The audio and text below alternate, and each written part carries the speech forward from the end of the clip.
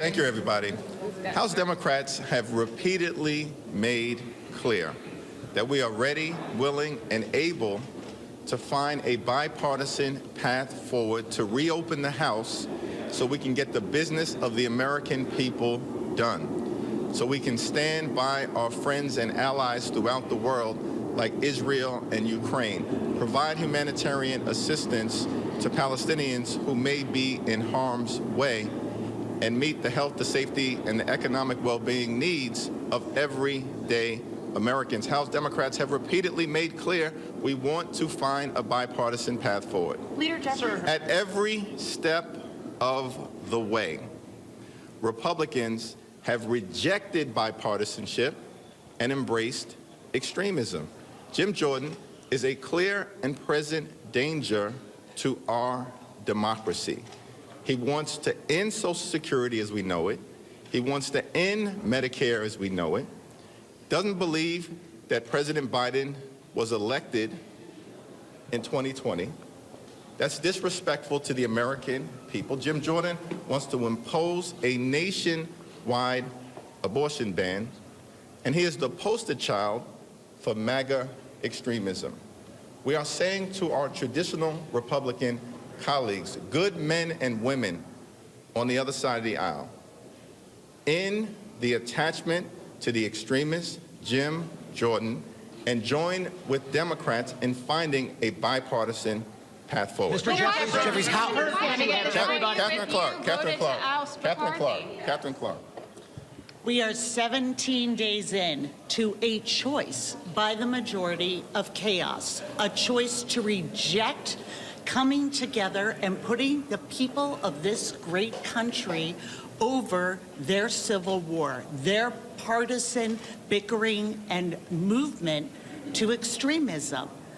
This is a choice by the majority, and we are re-emphasizing what our caucus and leader has been saying for the past 2 weeks. Come together. You are weakening our country. You are weakening this institution. You are ignoring the work of the American people. The time is now. Choose a bipartisan path forward. Pete Aguilar.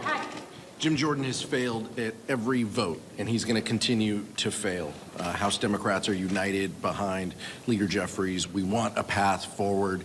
We want to make sure that we're doing everything we can to meet the needs of the American public. 2 objectives this week for House Democrats. One is to make sure Jim Jordan does not get close to the Speaker's chair. And the second is to reopen the House of Representatives.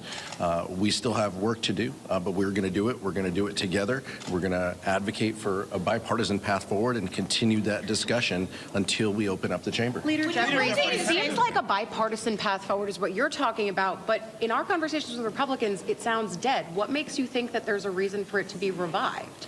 Well, there are still reasonable Republicans over on the other side of the aisle, as I've repeatedly said, good men and women who want the House reopened, who want the Congress to function. And what we've said is we just want a House that allows for bipartisan bills that benefit the American people, not Democrats or Republicans, the American people. We want a House that allows for bipartisan bills to receive up or down votes, that will receive the majority of members on both sides of the aisle, but are being blocked right now by the extremists. Leader Jeffries, if you would have all of your people here this weekend to continue to block Mr. Jordan, that you have enough votes every single roll call vote this weekend?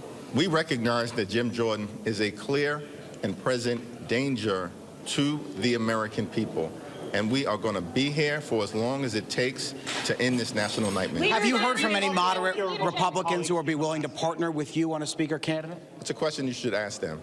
Have they talked to you? At this point, would you ever vote for Patrick McHenry on the floor? I've said repeatedly that there are many Republicans on the other side of the aisle who we believe are good Americans, good patriots, good men and women. Patrick McHenry is one of them. There are others. Sir, have you spoken directly with any of your Republican colleagues about a bipartisan path forward? I haven't spoken directly with Patrick McHenry. What do you say to those who believe Democrats are to blame for the situation that we're in, since you all voted with those 8 Republicans to oust McCarthy?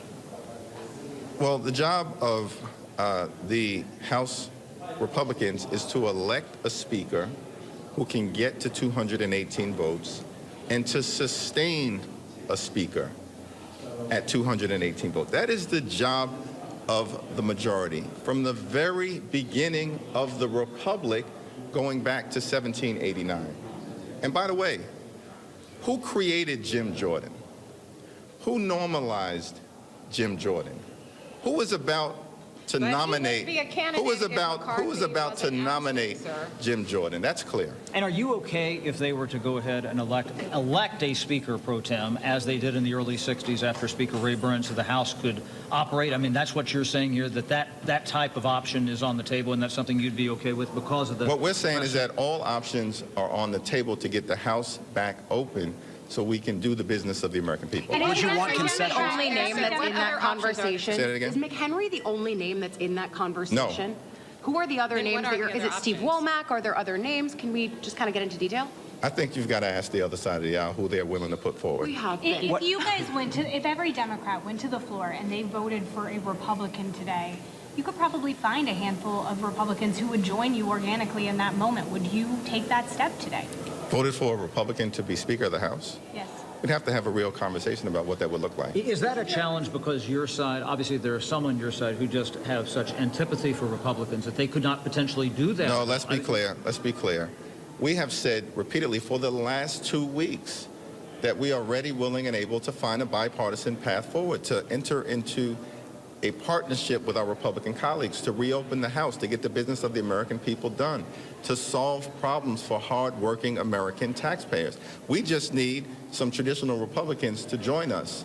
Instead of rejecting bipartisanship, they need to stop embracing extremism.